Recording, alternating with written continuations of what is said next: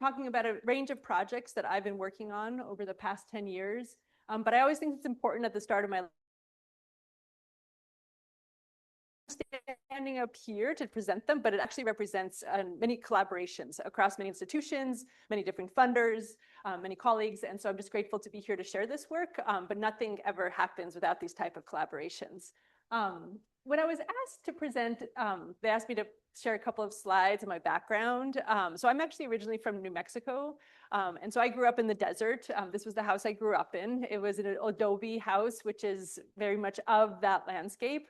And I think there's something about growing up in a landscape where water is scarce that makes you really begin to appreciate water. And so I feel like in a lot of ways, my interests in water have started. Oh. Okay. Okay, adjustments. Here we go. Is that better? Sorry.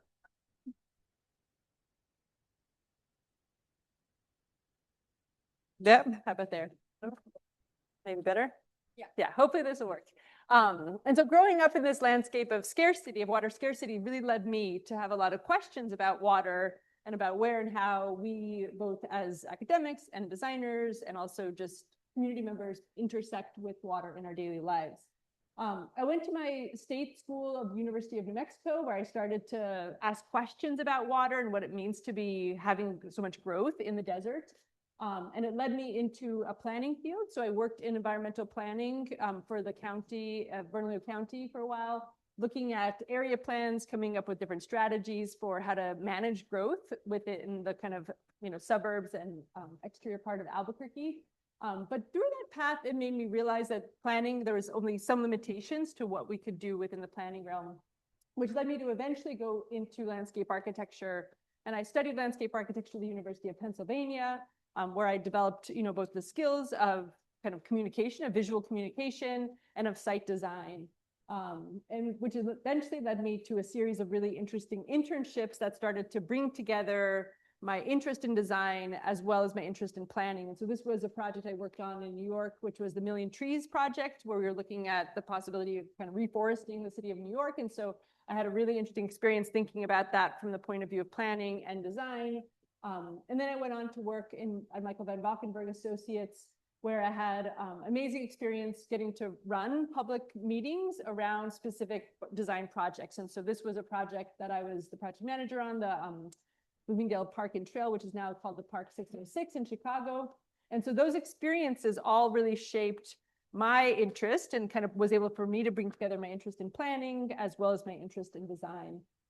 And as mentioned, I now teach at RISD, which added a whole nother dimension to the way that I think about landscape architecture, specifically within an art and design school, where we're thinking about the kind of critical making and craft and all those things, and where and how that begins to intersect with these other questions that I was asking about the environment.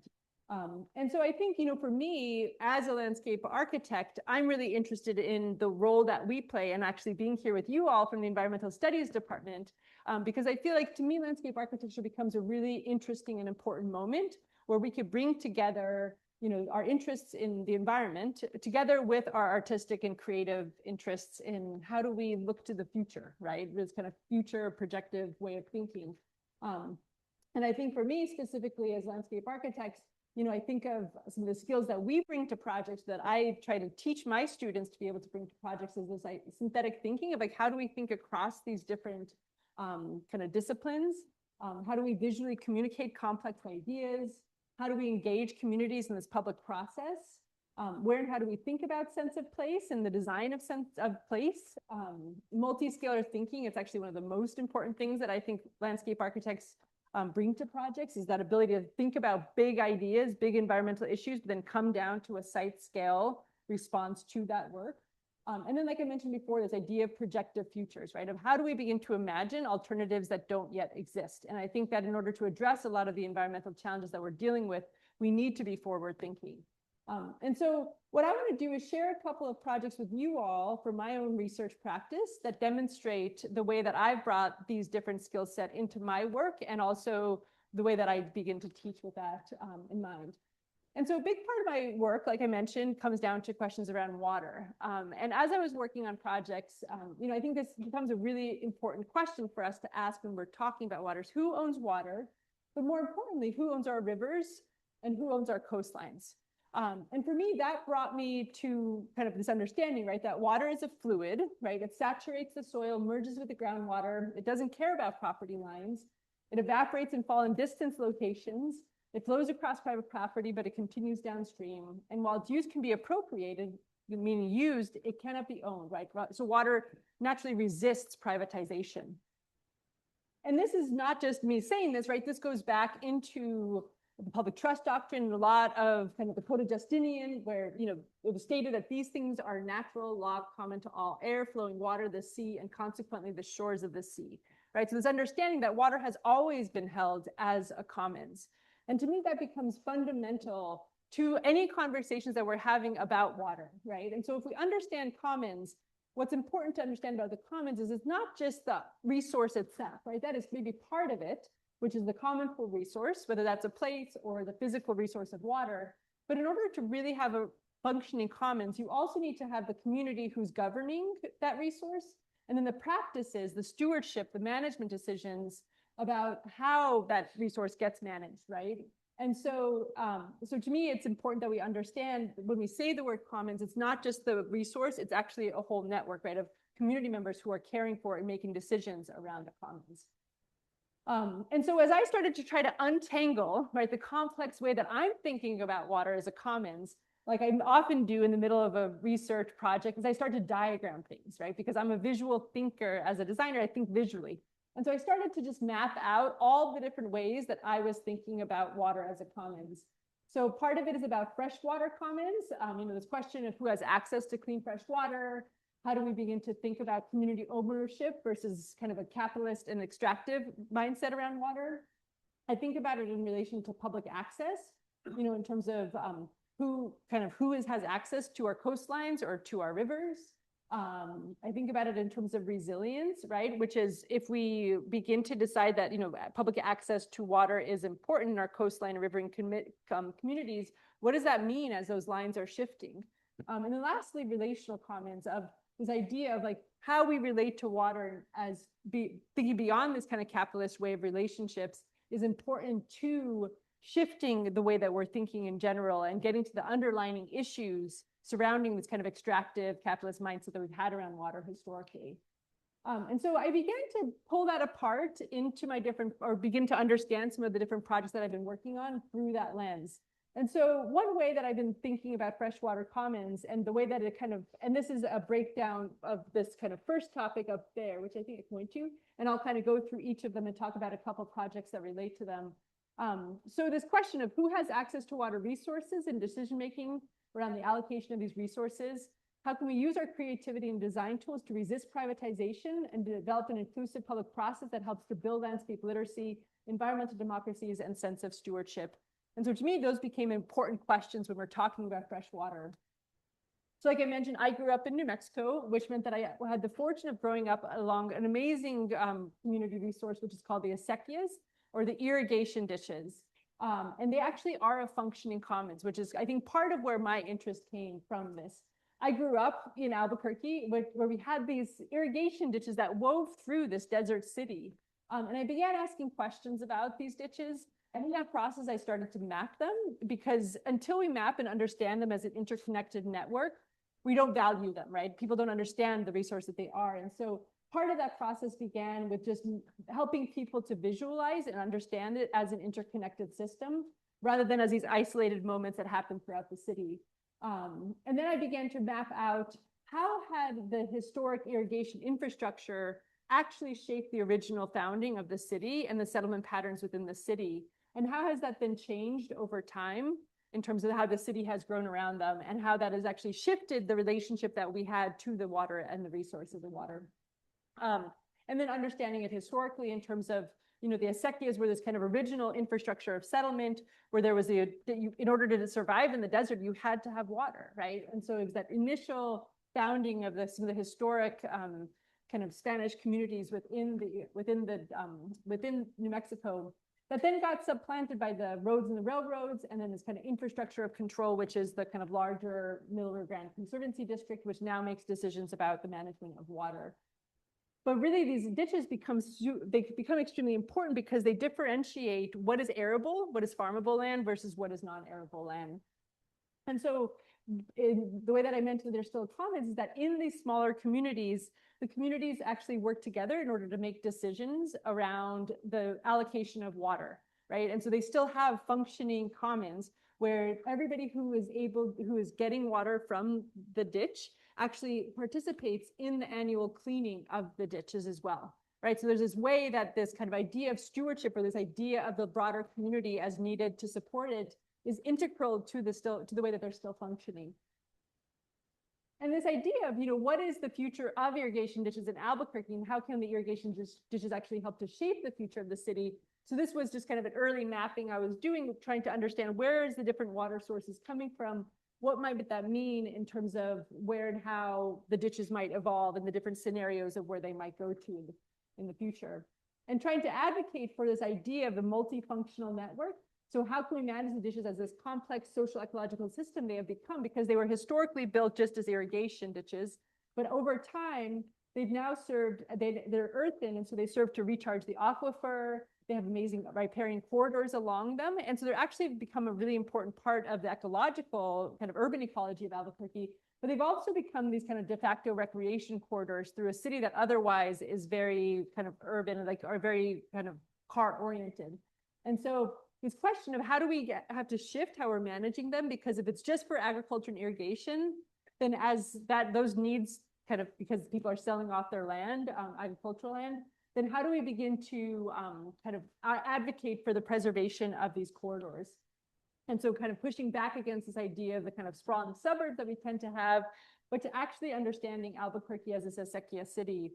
And so part of what I do in my projects is that before I actually work on a physical site design or think about kind of the design of something, I often start with these kind of small publications that are a way of trying to help build an understanding of these different systems that I'm working on, but that also help to build that energy, right, of people asking questions and working together to have these conversations about the future of whatever that resources they're dealing with. And so this was a fun publication that we put out that has a map on the front side and information about the importance of the historical irrigation system on the back side.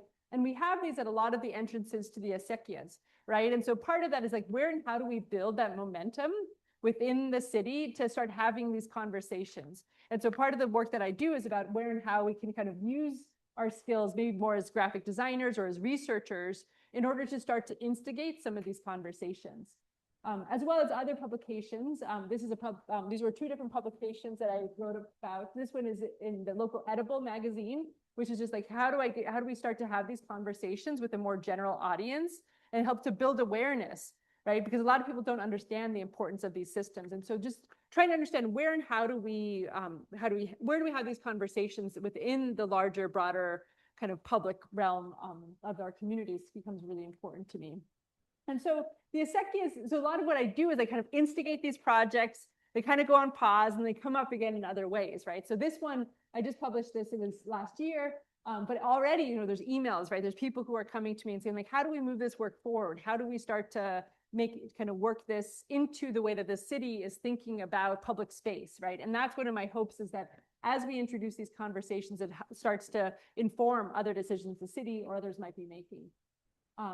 One of the projects that has been most significant in my work for the past 10 years is around dams and aging dam infrastructure in New England. And so for me, the work around dams is based on this idea of how do we build environmental democracies? So I actually got involved in this work back 10 years ago on an NSF grant that was called The Future of Dams.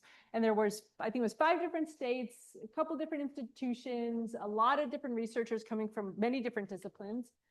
We were the sole designers on the team. The rest were biophysical scientists, social scientists. And part of the goal of the NSF grant was for us to be thinking collaboratively about the future of dams.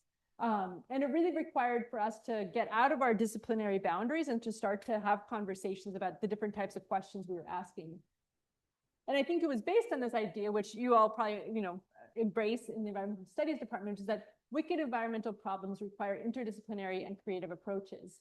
And so coming from the West, when I first started working on the project, I thought I was thinking like dams, like big dams.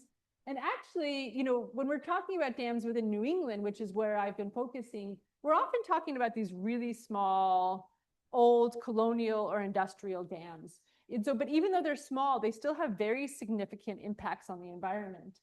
And when I think about dams and I think about the extent of the issues around dams that we're confronted with in this country, I think about them, in many different ways, but one of them is as an enclosure of the freshwater commons, right? Where a private entity, a lot of these dams are privately owned.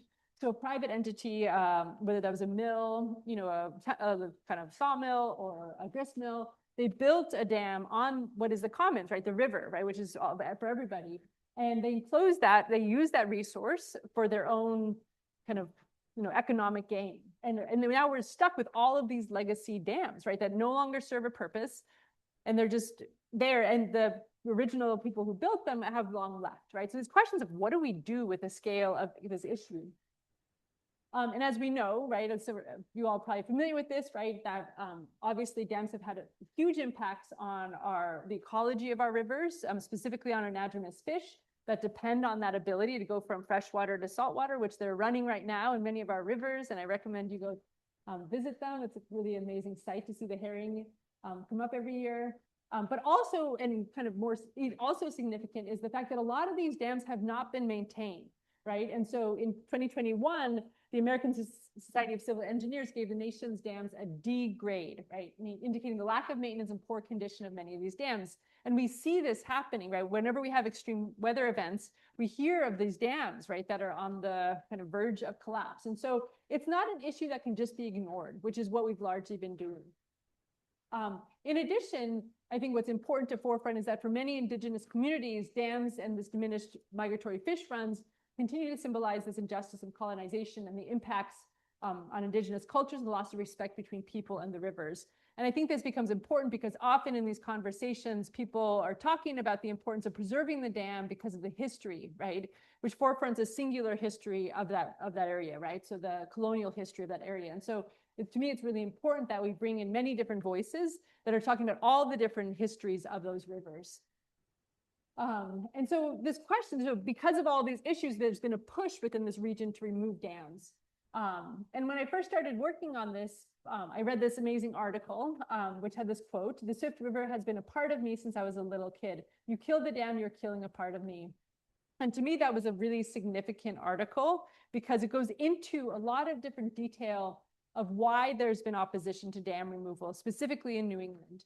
And what they wrote about was the fact that more than 50 dams that were identified for potential removal have been stalled or delayed due to opposition on a variety of grounds.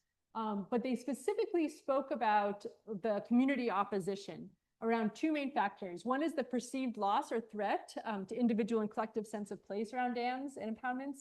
And then the second was that the dam removal process ignored community-based stewardship of local resources. And so when I read that in this article, I was like, to me, these become really important from a design standpoint, right? And also from the kind of questions around how communities are brought into these conversations, right? So how should the public be involved in decision-making around the management of rivers, water, and other common pool resources? And the fact that we need new models of what environmental democracies can look like. Because in a lot of ways, what had been previously, used was not working, right? In terms of bringing people into these conversations, which is what had led to the opposition to removal. So this idea of developing new creative social practices that bring people together at the local level to compassionately discuss these divergent viewpoints, reevaluate history, science, and personal values, and consider the social and environmental repercussions of our individual and community beliefs, identities, and actions. And so in the coming decades, there's going to need to be many decisions that are made about aging dams. And how can we, so some of the main questions that I had when I got into this research was, how can we improve the decision-making process to reduce the number of dam removal projects that stall or fail due to community opposition? And then how can we use design to find creative solutions that can maintain and strengthen sense of place, even if the landscape is changing? And to me, both of those questions began to get into the world of what I deal with as a landscape architect. And so what came out of this project is this kind of ever-evolving resource that's called the Dam Atlas, which has two different components. One of them is a publication, and the other is a website. And there's a couple different parts of each of them. One is just kind of overview of some of the social and ecological and physical dimensions of dams. And the second is a case studies in order to understand how different communities have dealt with these decisions. And then I think most importantly is decision support tools to help communities make better decisions or make decisions together around those dams. And then also the interactive map. And so in the understanding dams part, it's a lot of making this information visual and accessible to people. And so it's kind of that question for me of a lot of this is like really complex scientific engineering information around dams. And so how do we make that information accessible so that more people can be involved in these conversations? A lot of that is also mapping, so we can map out to help people understand the full extents of dams. This is my little watershed that I work in, the Narragansett Bay watershed. And within this area, we have 1,050 dams to give you a sense, right, of how many dams we're talking about. And so helping people to understand all those different dimensions can be extremely helpful. So these are all the head of tide dams or the first dam on a river. So this indicates which rivers within that watershed are accessible for those anadromous fish that I mentioned.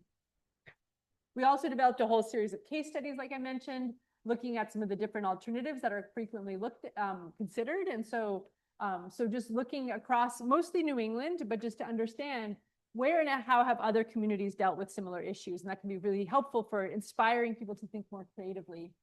And then like I mentioned, an interactive map, which allows for people to filter the dams. And this was a kind of massive GIS spatial analysis process we went through. And I worked closely with colleagues down at URI to map some of those ecological dimensions. So for example, if you remove a dam, how many miles of upstream river are opened up, right? Because some dams are one right after another, right? Others, there's one and then there's, miles before the next. So that's one example of some of the analysis we did. The other was saying, for example, which impoundments have a lot of recreation on them, right? So trying to bring in all these different aspects to dams. So it's not just about kind of, these are the best ones for ecological restoration, but how do we also factor in public safety? So which ones are, for example, high hazard and poor condition? Which ones are in historic districts? So trying to just give people an ability to map out and understand all of the different dimensions of these really complex landscapes. People can then filter by towns, by watersheds, in order to then be able to understand and overlay those different aspects of the decision. And then, like I mentioned, the main component that I feel really happy about contributing is this kind of decision support tool, which brought together design charrettes. So the kind of what we often do within landscape architecture and design fields of these kind of creative brainstorming workshops, together with structured decision-making, which is an environmental decision-making process. And so I developed a method together with some colleagues about kind of taking each component of the structured decision-making process and making tools to help that people could use when they're engaging communities in these conversations. So one example are these kind of trade-off cards or objective cards, which I use the beginning of a meeting in order to help shift the conversations. When people come into a public meeting, it's less about, we could have a conversation that's not so much about their positions, which would be, I want to keep the dam or remove the dam, but more about what their underlying interests are. And that moves you into a space of negotiation. And to me, that became extremely important. We've written about this in different journals in order to kind of share that research. And then we've also, one of the things I've been doing is kind of a train the trainers. So I go out to Mass DER, Division of Ecological Restoration, Fish and Wildlife, other organizations, and I share these tools with them, and they're all open source and available to be downloaded from the Dam Atlas website so that they can be using these tools, right? So the hope is that this reduces the number of projects that stall or fail as a result of community opposition. And then I also work actively on projects. I'm working right now on the Essex Dam, which is in Lawrence. It's a large dam, really complex. And what's interesting with this one is we're thinking very holistically about the dam, the canals, and the city's relationship to the river. And so we're right now working with the community in order to develop alternatives and to brainstorm, what do we do with this dam that's up for relicensing? So I actually go out into the communities and do the work. I also worked on a dam here down in southern Massachusetts, the Assawamsett Pond Dam, or the Nemasket River. And so getting to have that experience working directly with communities helps me to further develop these tools and to share these methods more broadly. So that's kind of the work that I'm doing around the freshwater commons. I also think public access is extremely, obviously very important. So this question of the land that is adjacent to water will determine who and how the public has access to water. How can we use design to push back against the privatization of rivers and coastlines and to help advocate for continued public access?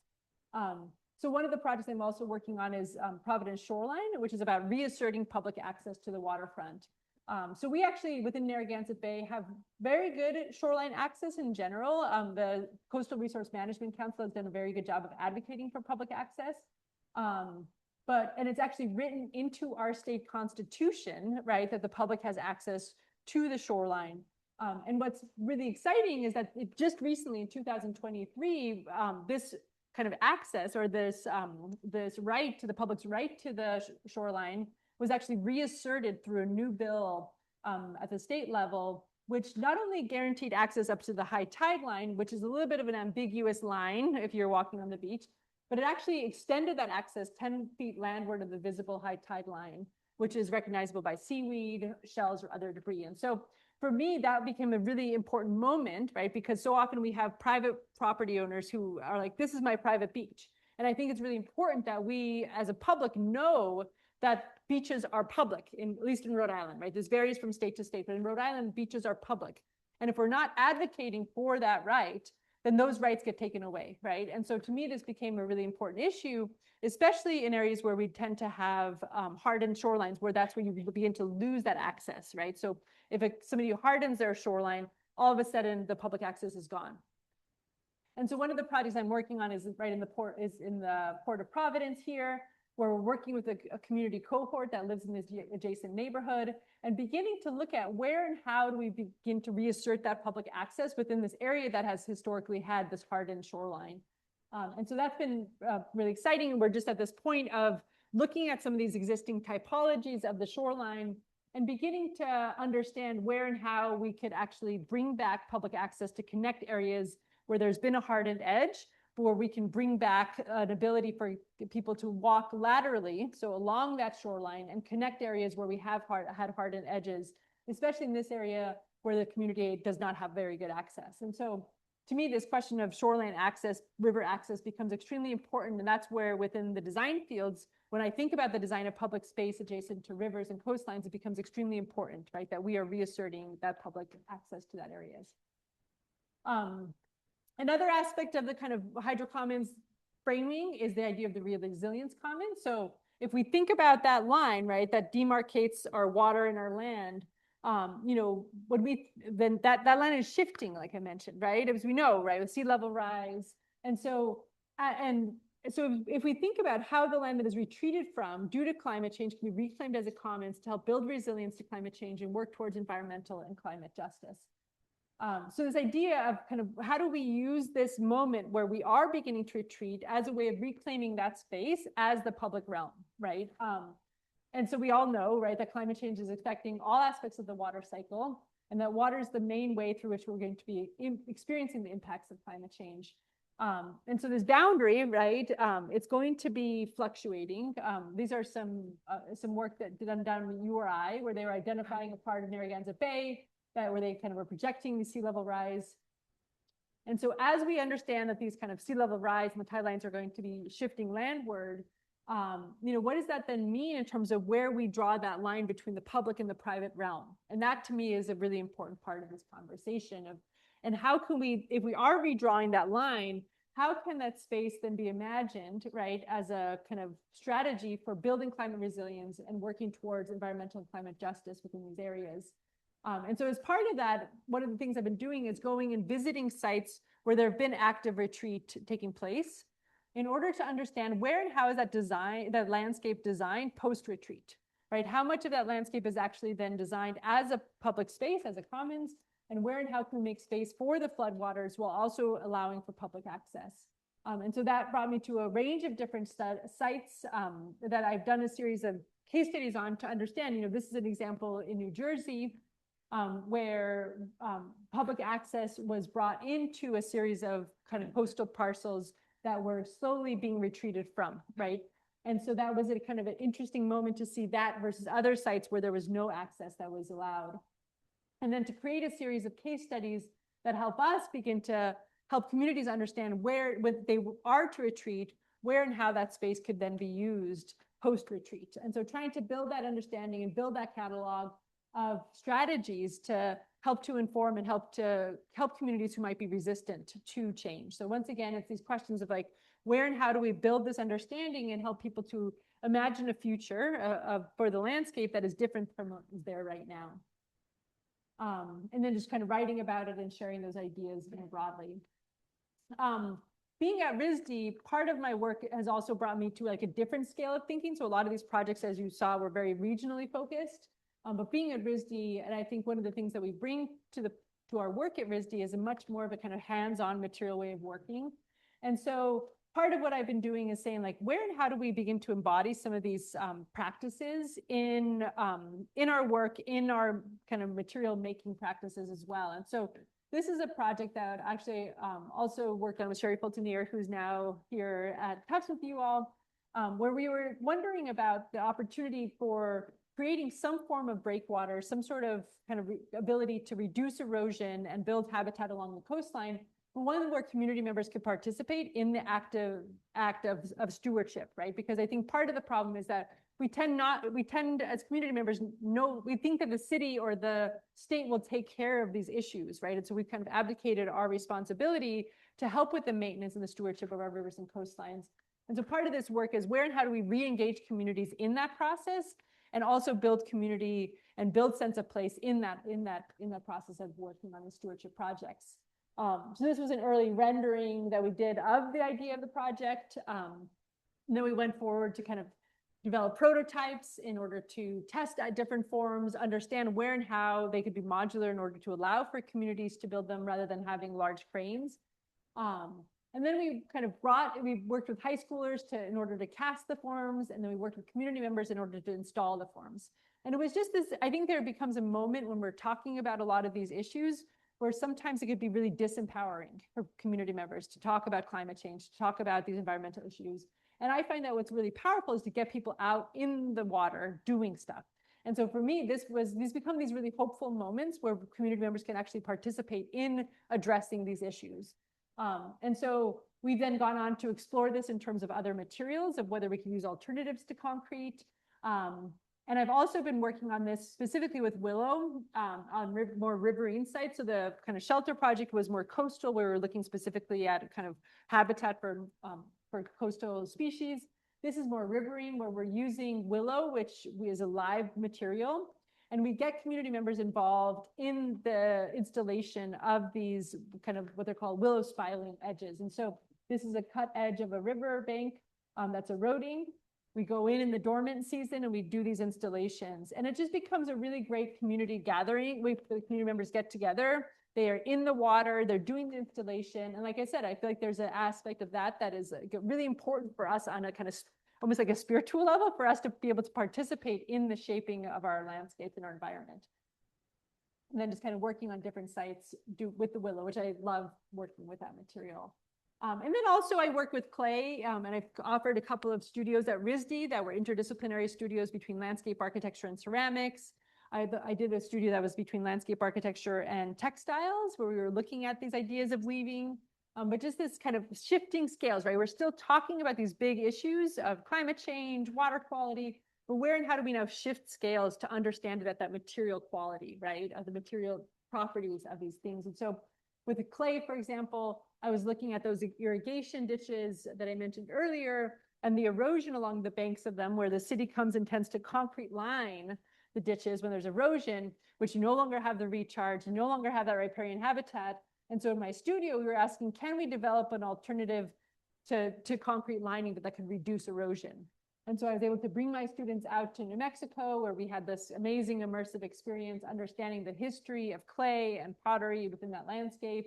And then the students all developed different strategies for where and how we could kind of deal with some of that erosion that I mentioned earlier through different types of strategies of clay lining, developing modules, having the community be able to participate in the same way that we think about the kind of stewardship or the limpia, the annual cleaning of the ditches. Where can we get community members involved in that maintenance and stewardship of addressing some of these issues?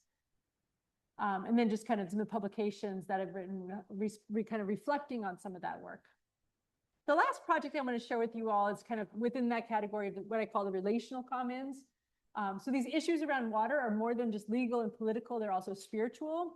If we continue to think of water as just a resource to be managed, we will most likely continue to perpetuate the systems that created many of these issues in the first place.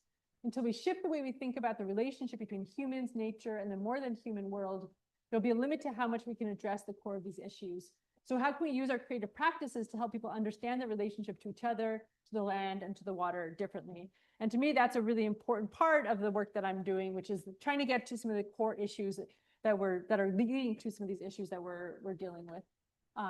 So what a quote that I really appreciate by two Indigenous scholars is kind of speaks a bit about this idea of radical relationality. And the quote is, relationality means that one's experiences a self in relation to others, and that others are understood in relation to the self. This is learned through reciprocity, obligation, shared experience, coexistence, and social memory. Within this framework, water is a relative with whom we engage in social and political relations premised on interdependency and respect. And to me, that is the kind of energy or the spirit that I tried to bring to the projects that I'm working on. There's this understanding of this kind of larger interconnected system that we all need to be working within.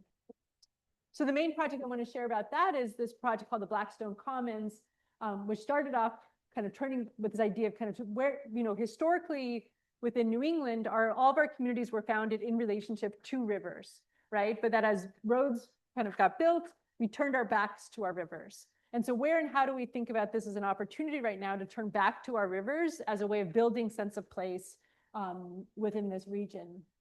And so in order to do that, I was kind of asking these questions about how can we use art and design to address the environmental challenges facing American rivers that's been paralleled by a social crisis of people feeling increasingly socially isolated and disconnected from each other in the places they live.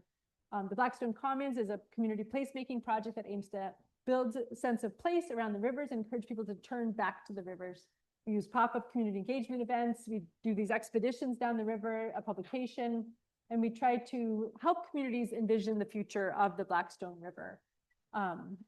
And so I started off this work in the kind of first, this was a NEA funded grant. And as soon as I got the grant, I started working with some of the local watershed organizations. And one of the first presentations I did in an effort to try to shift the conversation was I put this up as one of the slides, right? If you could have a conversation with the Blackstone River, what would you say? Who are you, Blackstone River? What is your history? What do you need? And how can I help to be your guardian? And how can I be a good relation? And to me, I thought that was like a really important starting point for this work. And then I was like, how do we bring that idea of relationship and the river as a relation into the work that we're doing on this river? So moving beyond just thinking about the science, the policy, and all those other things, but actually to helping people to relate to the river differently. And so we started a letter writing campaign where we had this kind of Dear Blackstone River, and we started to do these pop-up events throughout the watershed alongside the watershed organizations. And it provided just a meaningful way for people to write and to reflect on their relationship with the river. It also gave the local watershed organizations something to do when they had tables, right? And it was a way of engaging people. We also developed, I worked closely with the Biden Community Print Studio and Buena Grafica's Social Studio in order to develop a series of postcards that were addressing all of the key issues that we were trying to address along the river. So the kind of indigenous history of the river, the biodiversity along the river, issues around dams and fish passage, issues around accessibility, climate change, and water quality. And so we use these as a way of kind of using art and design, right? Using my love of art and kind of making in order to have people have these conversations. So we had a mobile letterpress that we would use at the pop-up community engagement events and get people involved in letterpressing, kind of making their own postcards, which the idea was then they take it home because they were like, I made this, they put it on the refrigerator, they give it to their friends. So it was just another way of kind of introducing this kind of creative practice into these conversations.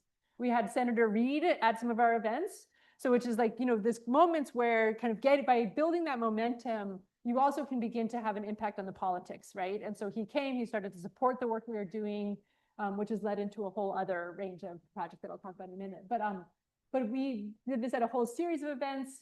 We got people involved. And I think it just adds to this kind of way that we could all be having these conversations, right? I think that part of what I try to do is build this momentum. It's like, where do we build momentum for projects to me, that becomes extremely important, especially when they feel like they're kind of these daunting, big, world issues that we're dealing with.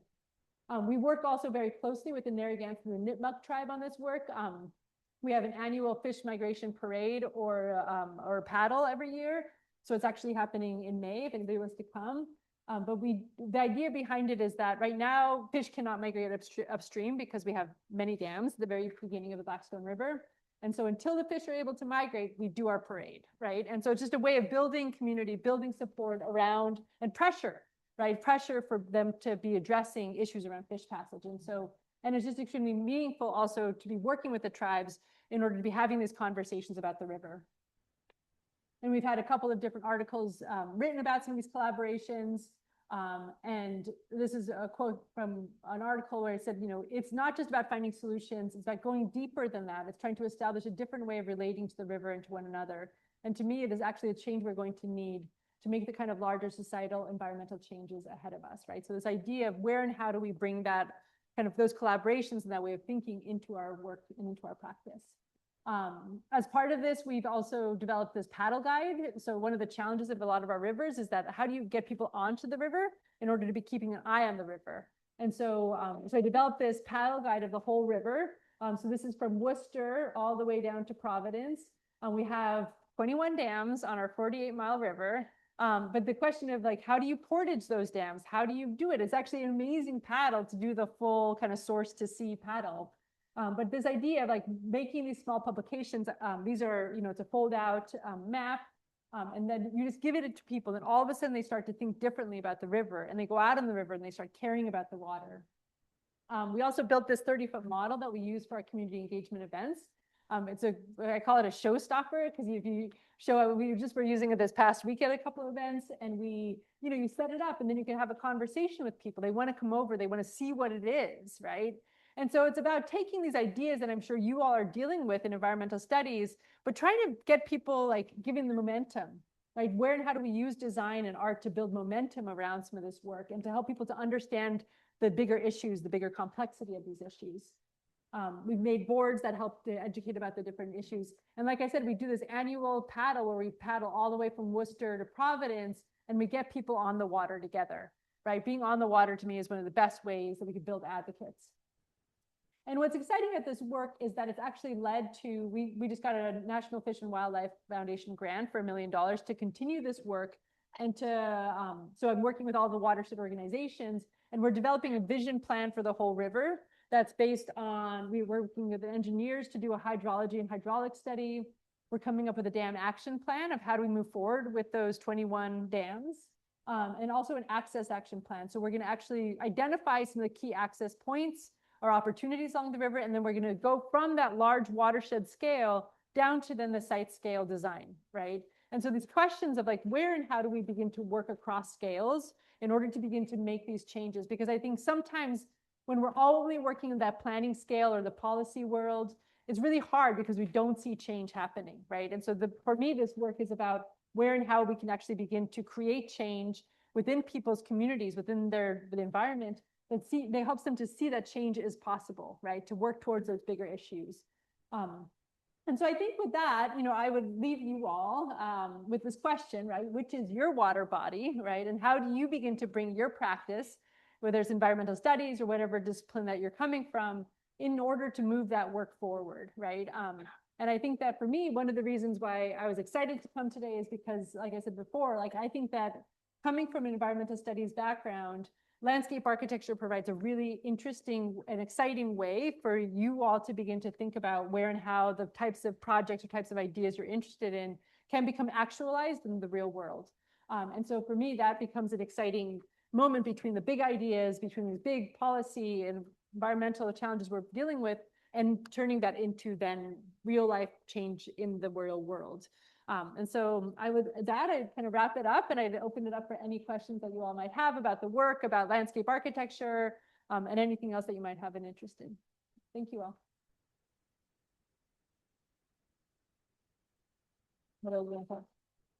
We can open it up for questions, but I just wanted to say thank you so much.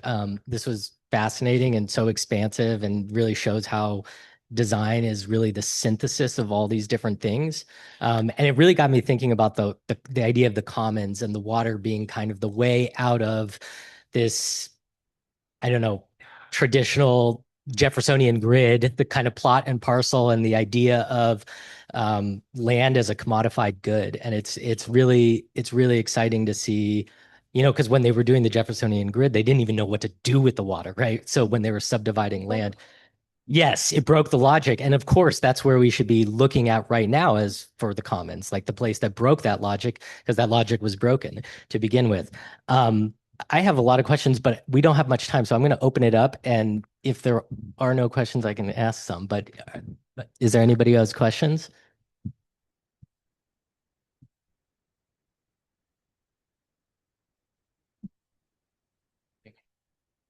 Yeah, thanks for being here, Emily. I'm Michael. I'm a first-year master's student in the Department of Urban and Environmental Policy and Planning. Yeah, I really appreciated what you were saying about community building through stewardship. I'm wondering how you think about the ways in which these kind of projects can cause climate gentrification and increased rent values through some of these resilience projects.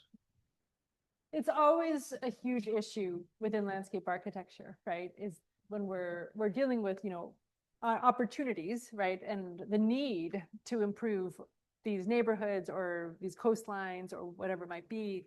And I think the reality is that nothing can be dealt with in isolation, right? And that we often need a kind of multi-pronged approach. And so what I do often, as you noticed, is I often look to case studies that I find to be really inspiring projects to look at. And last year, I was able to teach a studio where we were looking at issues of flooding in San Juan, Puerto Rico. And one of the things that was so interesting there was we went to go visit a site where they were dealing with the kind of dredging of a caño, of a channel. And alongside of the environmental work they were doing to address flooding, they also developed a community land trust. Right, which in the end of the day, right, the reality is that when you improve an area, which everybody deserves to live in amazing neighborhoods that don't get flooded, right? But the second you start to improve it, you deal with gentrification. So we need to have that other level of the kind of policy and planning that goes alongside of our design work that can help to address those issues of affordability. And so in my mind, I don't think we should stop doing projects. I think we need to develop the mechanisms, the kind of policy and planning mechanisms that could help to preserve things as affordable long term.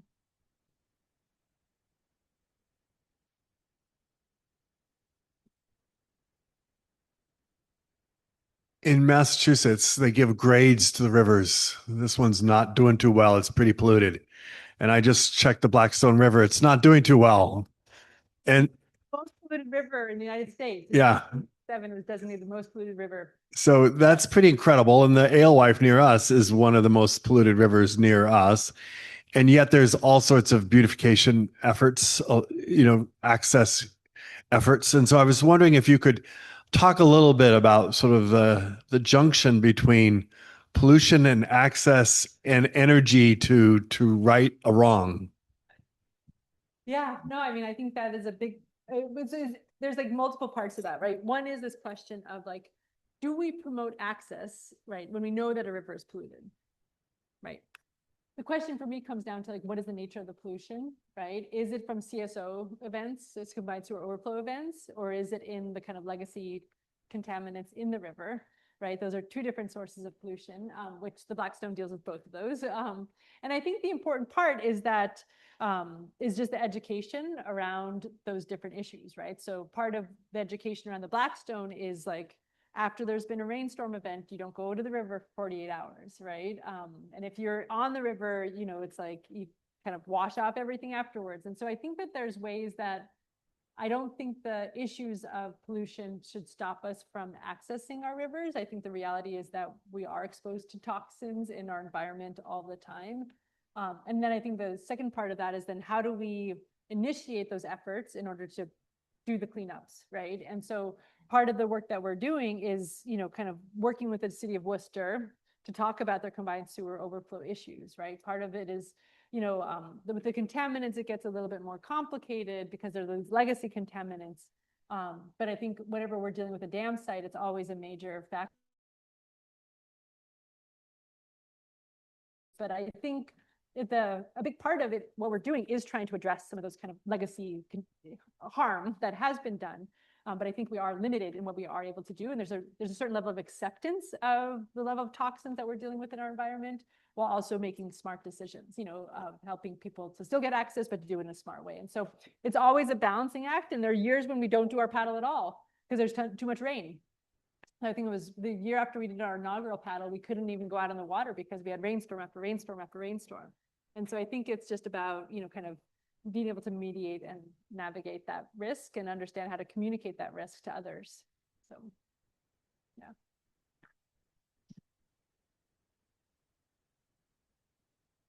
Thank you so much. This was super interesting. Dams to me are fascinating, like the stickiest problem, because they're like an environmental problem, they're a social problem. And as you're talking, I think about this a lot, and I don't think there's a right answer. So I'm just curious what you think. When you're in the room and people are like, we love this dam. If you kill this dam, you kill me, which is like a pull quote that you had. Like, is there ever a moment where you're able to sort of shift people's perspective? Because that feels so embodied in how they're experiencing the dam. And like, if so, what works? And just like, how do you deal with this kind of tension between like, what's like kind of the best for the most? Like, and then what's also like really real for these people of feeling like you're taking something away? I'm just curious how you deal with that. It is, your dams are so tricky, and they're just like one of the most challenging environmental. There's such complex social ecological issues, right? They are so interconnected, the complexities, and those kind of personal values and personal ideas that are associated with them. And so, I think that what I found is that there's ways that we've learned that are not working, right? The kind of going into a community and saying we have the money to remove your dam doesn't work, right? And so the methods that I developed are really intended to bring people into the conversation and to listen to them and to acknowledge and validate that they have those feelings, but to help them to be able to imagine that there's a possible future where the landscape might change, but it still could be meaningful and preserve that sense of place they might have, right? And so, like I said, looking at some of these case studies, especially with our small dams, there's actually a really interesting range of alternatives that exist. So I often show a project that's actually out in Ohio, where the dam structure itself, which was, a historic first art dam in Ohio, kind of dam, and they were able to reroute the river around the dam, put a water feature over the front face of the dam, so they still maintain the aesthetics that was, kind of on the town seal, right, kind of dam, but they had full river connectivity, right? And so once you show people that, they're like, oh, okay. And it's disarming in a way, because it's like, we hear you. We're not ignoring your concerns. We're hearing you. But where can we find alternative ways? And that's, to me, where it comes into the design world, right? Because it's like, actually through design, things that might seem like these binary issues that seem intractable, you're just like, there's no way we can do both of these, actually can become possibilities, because it's a design landscape already. It's a heavily altered landscape. So where and how can we redesign the landscape with those different factors in mind? And so I find that even just bringing that to the conversation helps people to be like, oh, okay, I'm being listened to, right? And so one of the first steps that I do on any dam project is I work with the multiple stakeholders to develop those objectives. And through those objectives, everybody can see that their concerns are being factored in. So they know that, right? And that makes them feel more comfortable about engaging in a process that doesn't feel threatening to them. And so I think that's the important part is, if we go forward and we're just like, we're going to remove these dams, it actually doesn't lead to the best outcomes. But if we go forward and we say, what should we do with these dams? Then all of a sudden there's an openness, and there's a possibility that, yes, we can might mean that we don't have full dam removal, but there might be ways that we could actually move projects forward. And so it's a challenge, though. It's definitely like, there's some people you're never going to convince. And there's people who, mobilize full, kind of big community efforts to stop removals from happening. And I've seen those take place. And so the question is, how do we prevent that by engaging people early on in the process?